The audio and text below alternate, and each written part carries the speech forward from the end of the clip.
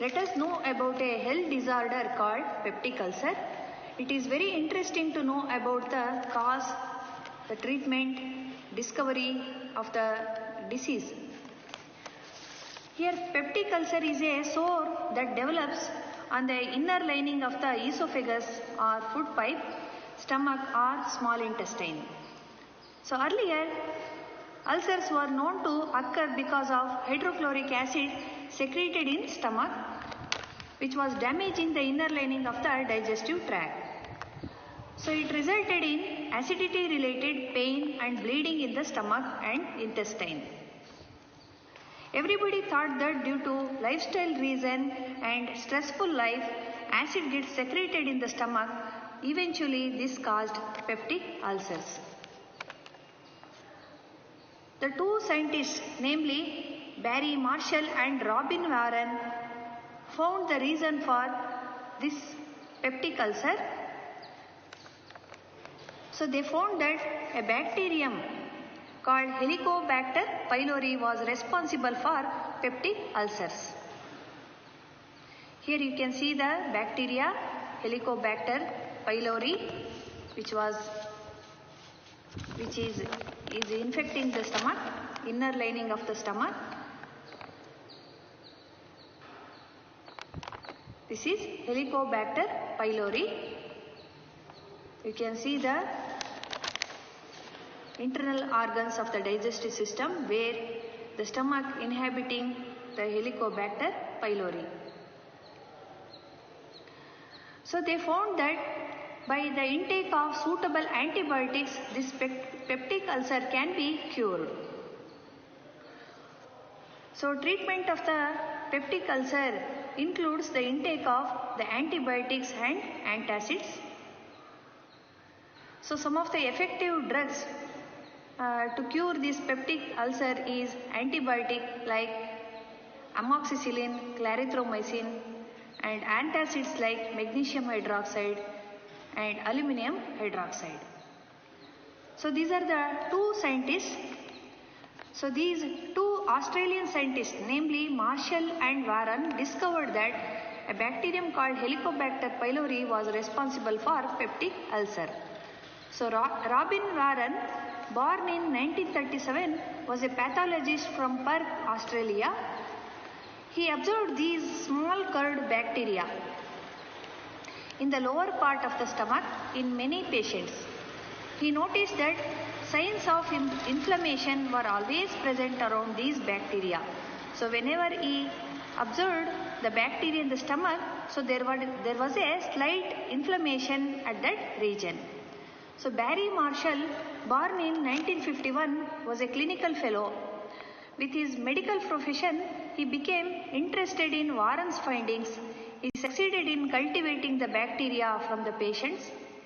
So both Marshall and Warren proved that peptic ulcer can be cured by a short period of treatment with antibiotics. So for this achievement, Marshall and Warren received the Nobel Prize for Physiology and Medicine in 2005. So peptic ulcer disease is no longer a chronic disease. So let us learn how these infectious diseases are treated. Suppose you are infected with certain diseases, so what your family members will do? So all the family members will take care of you. They will make you feel, they will try to make you as much comfortable as possible, and they will help you to get rid of this disease. So they will take you to the physician or doctor. So the doctor will be observing what are all the symptoms of the diseases in you. So you will go on listing the symptoms of the diseases like fever, headache or stomach pain, cough or loose motion. So by observing all these symptoms of the disease, the doctor will be following two ways to treat the disease. So in the first way, in the first principle, so he will be trying to give you the primary medicines to reduce the symptoms of the disease. See, the drugs, simple drugs will be given to reduce the symptoms of the disease like the fever or headache. So those drugs may not be completely curing the disease. So after observing for 1 or 2 days, the doctor will again examine you. So if the disease has not been subsided, he will be treating the another way. So in the second principle, he will be prescribing you the antibiotics to stop that infection. So you have learned that how antibiotics will be acting on the bacterial infections.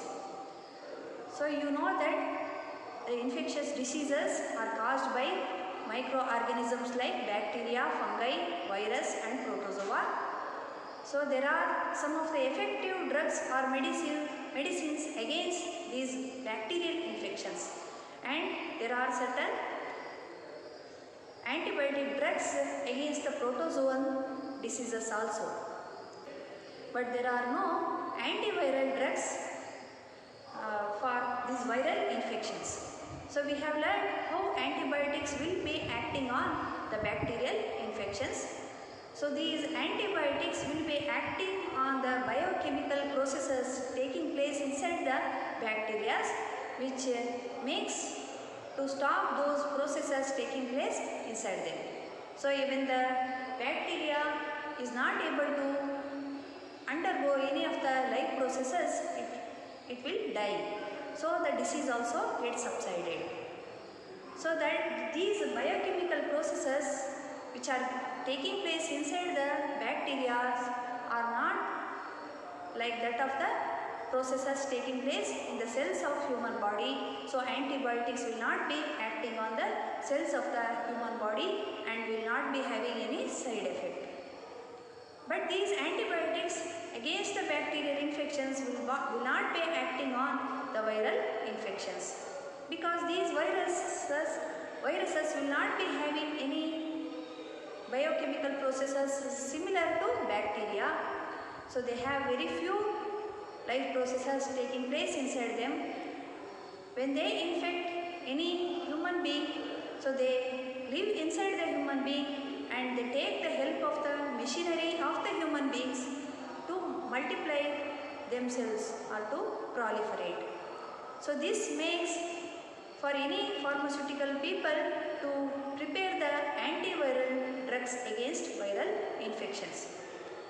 So apart from all these limitations, there has been a discovery of these antiviral drugs. For example, in the infection like HIV, that is in the AIDS disease, so there are certain effective antiviral drugs to treat that disease. So under this heading we learned there are two principles of treating any infectious diseases. So in the first principle, there is a way to reduce the symptoms of the disease, and in the second principle, so there is a prescription of the antibiotics to kill the microbes causing that infectious disease.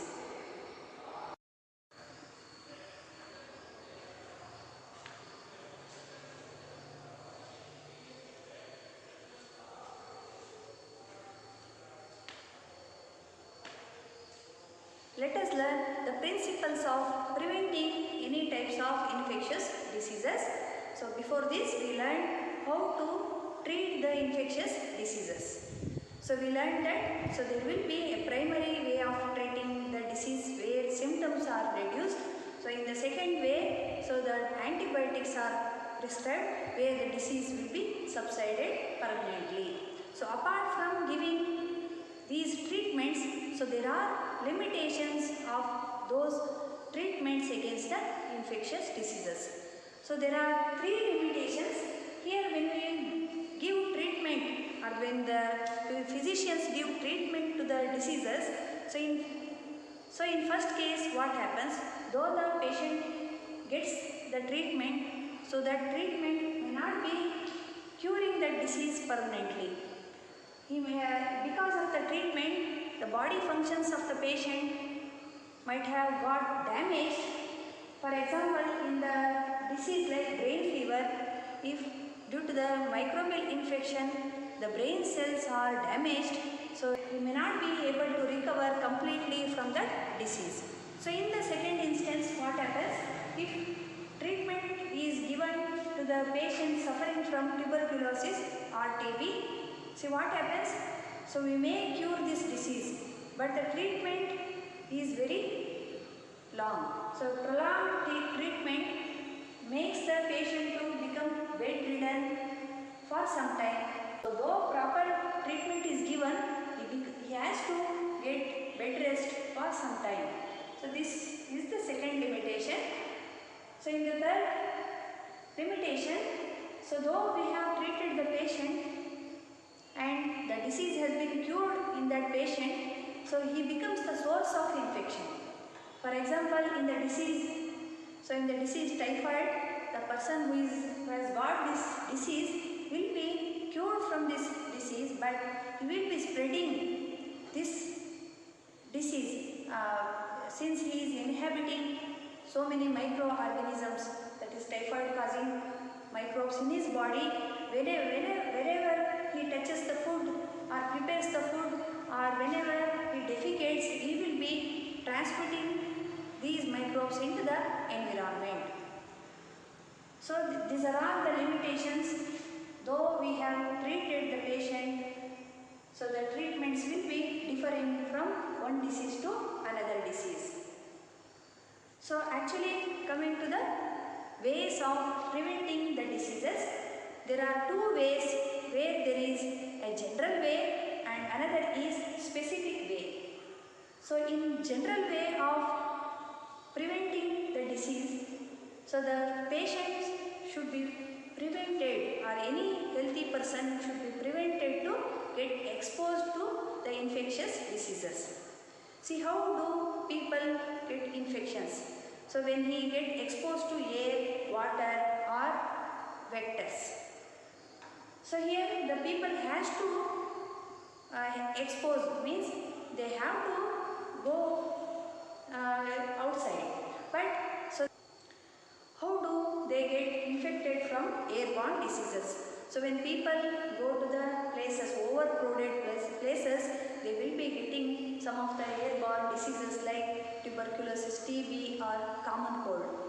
So it is necessary that people should avoid going near the crowded places. Then how to prevent the waterborne diseases? We have waterborne diseases like cholera or hepatitis A. So if people are provided with safe drinking water, so they may prevent these waterborne diseases. So here the water should be treated in the filtration units, and then people, if they consume the clean water, they will not be getting any type of waterborne diseases. Then how the people are prevented from these vector-borne diseases? See, vector means, as we have learned, insects, birds, pig or mice. So when the people are provided with a clean environment, or when there is a public hygiene, so there may not be any space for the breeding sites for these insects or mice or bird, disease-causing birds. So when we rear the birds, some of the birds get infected by some of the diseases. So these, when we provide a clean environment, so there will not be scope for any vector-borne diseases. And in the general way, so there is another point, so where we should make the people to have a good immune system. So we should develop good immune system. See, what is immunity? So immunity is nothing but the power of human body to fight against the diseases. So we have a connective liquid tissue in our body called blood, having the white blood cells, red blood cells and platelets. Among these three, white blood cells provide immunity. Whenever there are disease-causing microbes entering into our body, these white blood cells will be engulfing those and destroy them, so that we will not be suffering from any type of infections. See how we can make our immune system stronger. So for that we should have a proper and sufficient nourishment. So whatever we take food, that should be in the balanced form, and if that food is proper, so the blood is synthesized in our body. So if the number of white blood cells synthesized in our body are in a proper proportion, so there is a strong immune system in our body, so that any type of infections will not be there in the person. Suppose among the group of children has drunk unclean water, only 1 or 2 children will be getting the diarrhea or loose motion. See why that particular child has got this diarrhea? Because of the lack of this immune system. So in the general way, we should be cautious that we should not get exposed to the environment where there are infections, whether when we exposed to air, water or vectors. And we should have a strong immune system, and we should be having a proper balanced food in our diet. So coming to the specific way of treating the disease. So in the specific way of treating disease includes immunization. See what is immunization? See whenever some diseases will be seriously affecting the people, here before getting that infection, people will be injected by vaccines. So this vaccine, if it is provided to that person, he will not get that disease in future. See what is the mechanism where this vaccine will be preventing the onset of that disease. See this immunization, where the body immunity becomes stronger against certain infections. For example, the smallpox has been eradicated from this world, and likewise nowadays the disease polio is likely to get eradicated. So here vaccines are provided to the people of the country in mass. So for the first time, a scientist or a physician by name Edward Jenner, he invented the method of immunization. So long back, so during the Second World War, so he was a physician, and he was noticing the death of thousands of people affected due to the smallpox disease. So this smallpox disease was taking the life of so many people. So the discovery of the treatment for this disease was very difficult at that time. So he accidentally found the method of giving immunization. That is, he discovered vaccine against this smallpox. When he observed some of the milkmaids getting the disease, a mild type of infection, that is cowpox, would not be getting this smallpox. Smallpox was a serious disease where all over the body lesions were found, and due to high fever there was a death of that person, whereas cowpox was a very mild disease. So whoever has got this cowpox disease, in future they were not getting this smallpox disease.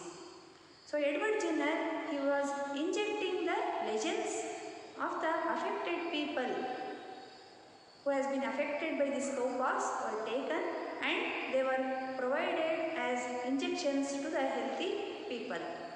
So the cowpox lesions were made or injected into the healthy people, and the healthy people were getting mild infection of the cowpox, and later they were not at all getting this smallpox.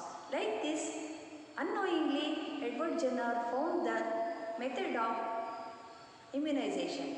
So immunizing or giving vaccines was first discovered like this. So likewise, after that discovery, so many vaccines were prepared where we can have the vaccines against measles, polio, tetanus, diphtheria, tuberculosis, rabies, hepatitis A. So we have successfully found all the vaccines against these diseases. See how these vaccines are prepared. So the diseases which are occurring due to microorganisms.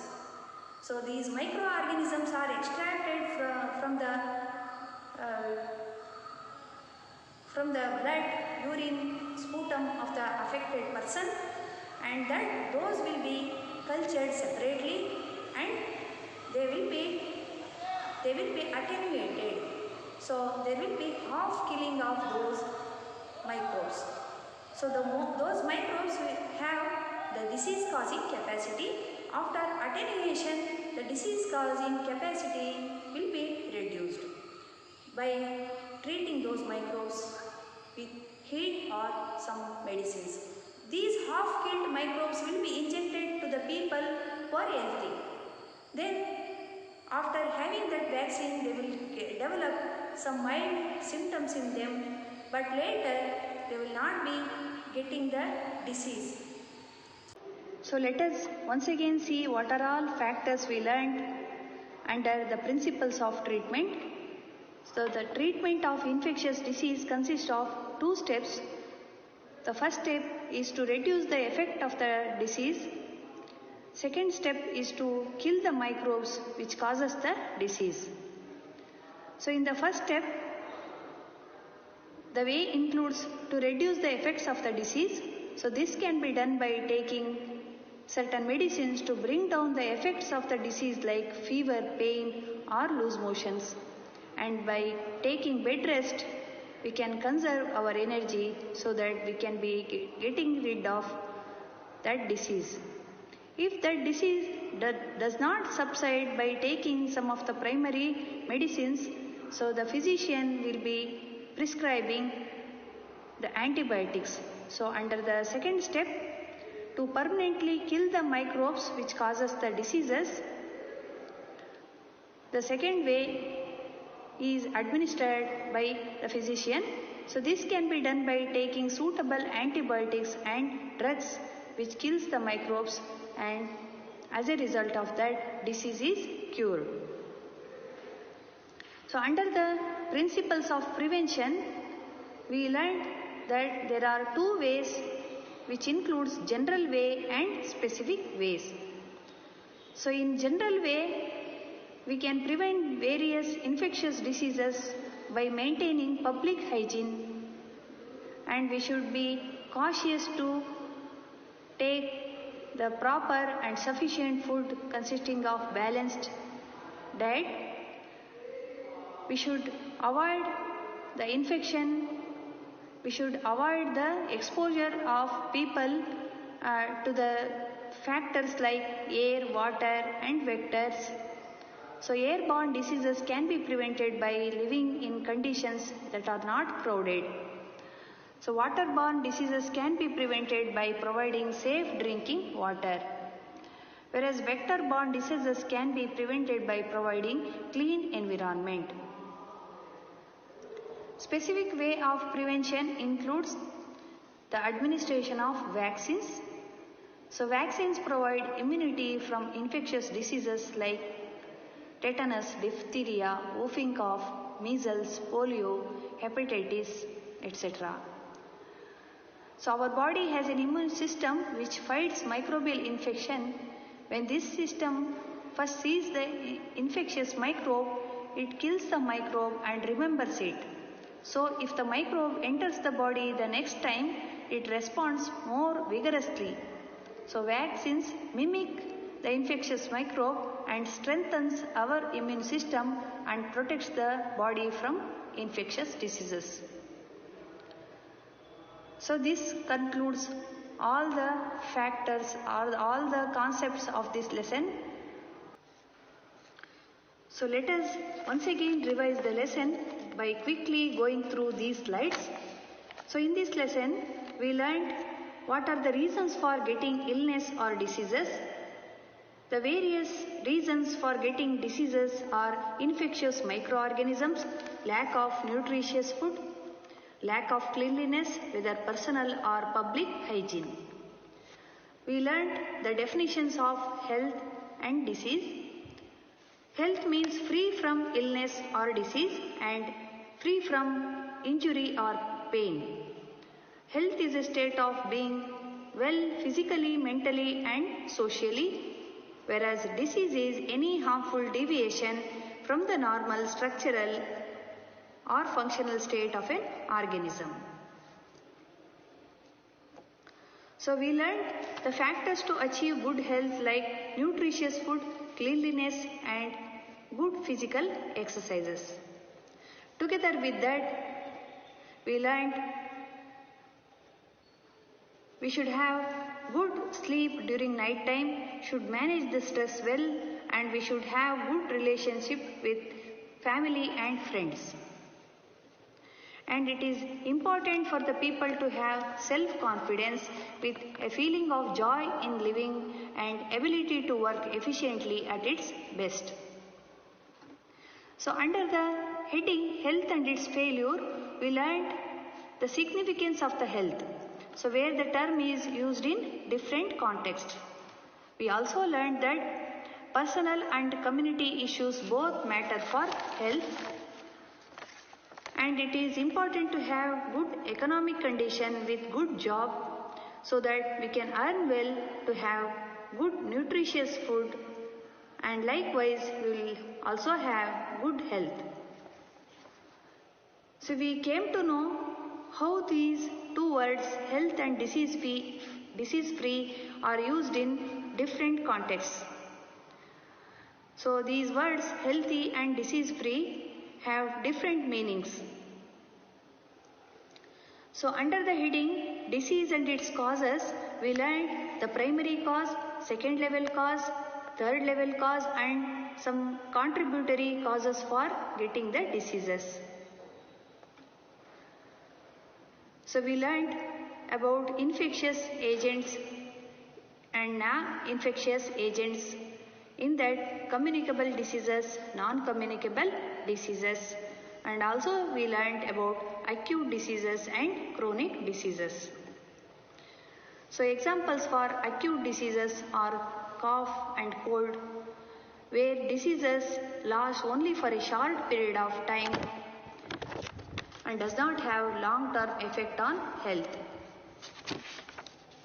So common cold has got some of the symptoms which last for very short period of time. So we have typhoid as a acute disease. We have chronic disease where you are seeing the disease elephantiasis, which lasts for a long time and which results in drastic effect on health. Another disease called tuberculosis or TB is another chronic disease. So skin cancer is also a chronic disease which runs for the lifetime. So we have the infectious causes of disease, where microbes are responsible for various types of diseases like common cold, chickenpox, measles, typhoid, cholera, tuberculosis, malaria, AIDS. Here non-infectious causes for the disease include lack of nutrition. So here examples of non-infectious diseases are beriberi, rickets, scurvy, night blindness. So these are vitamin deficiency diseases and not at all spread by means of microorganisms. We have diabetes and high blood pressure, where these diseases results in the people because of their bad lifestyle. We have cancer as a disease which act as non-communicable, where there are certain reasons like ultraviolet radiations or certain harmful chemicals, so resulting in that disease like cancer. So the causes of diseases, as we have learned, may be primary, secondary or third level cause. But here generally we can say cause for the diseases is due to microorganism, maybe due to genetic disorders, maybe due to environmental pollution, malfunctioning of the body parts, and the diseases also occur because of poor health and undernourishment. Here, infectious agents. We have learnt about those infectious agents. Here, the pathogens means the disease causing microorganisms. So the diseases which spread from one person to another person easily are called infectious diseases. So these mainly occur because of these disease causing microbes called pathogens, and the animals which are considered as vectors. Here the vectors may be insects, birds, like that. So infectious agents, as you well know, these can be categorized into 5 different groups, namely viruses, bacteria, fungi, protozoans and worms. So non-infectious diseases. So these do not spread from one person to another person, where the reasons for non-infectious diseases are deficiency of nutrition, allergic reactions, cancerous growth, mental disorders, addictions and some of the degenerative disorders. You have the picture of a virus which acts as infectious agent. Here is a fungal organism causing the skin infection, which is in common word called as ringworm infection. Here you have bacteria, a rod-shaped bacteria. Here a round-shaped bacteria called Staphylococcus, which causes acne in human beings.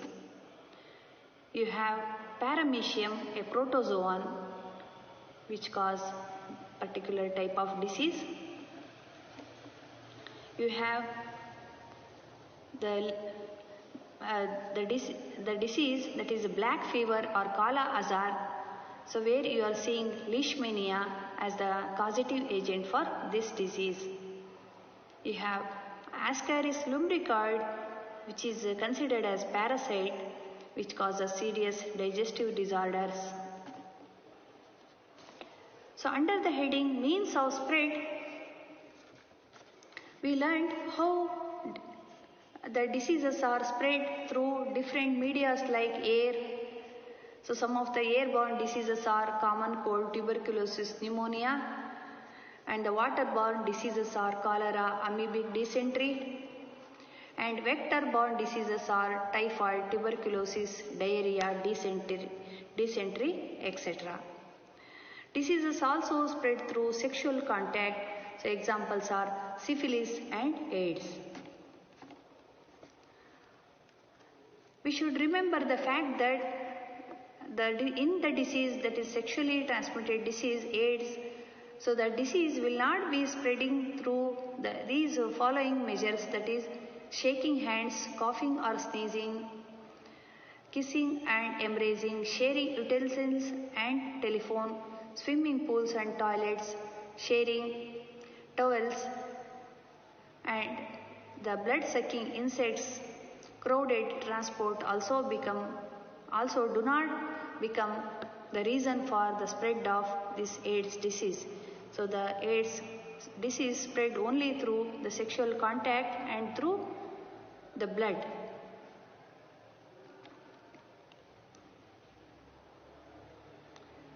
So animals to people, the diseases also spread from animals to people. We learned the vector-borne diseases. So we learned organ-specific and tissue-specific manifestations. See, microorganisms enter into the body of human beings and they will target the particular organs like lungs, liver, brain, etc.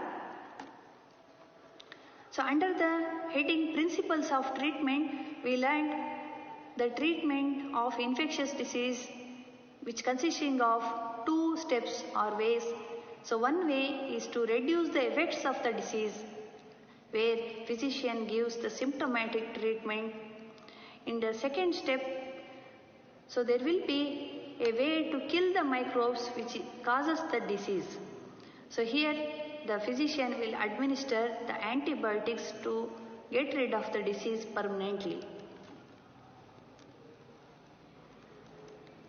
So the two ways of treating the disease include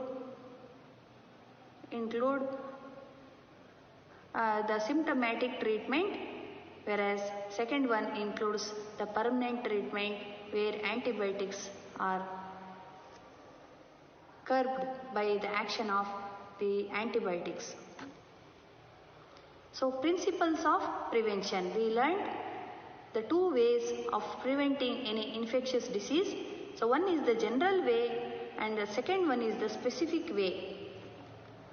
So general ways of prevention includes public hygiene in most important for prevention of infectious diseases. So proper and sufficient food. Everyone will make people healthy to resist infection.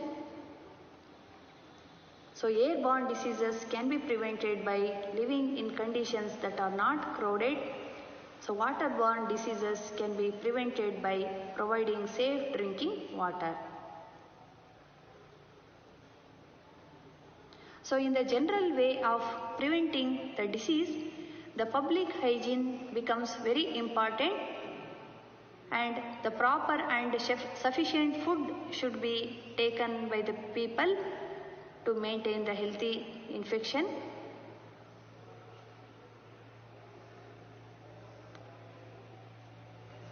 So general ways of preventing disease include public hygiene, proper and sufficient food. The people should be avoided to get exposed to air, water or vectors. Here the specific ways of preventing the disease includes the administration of vaccines.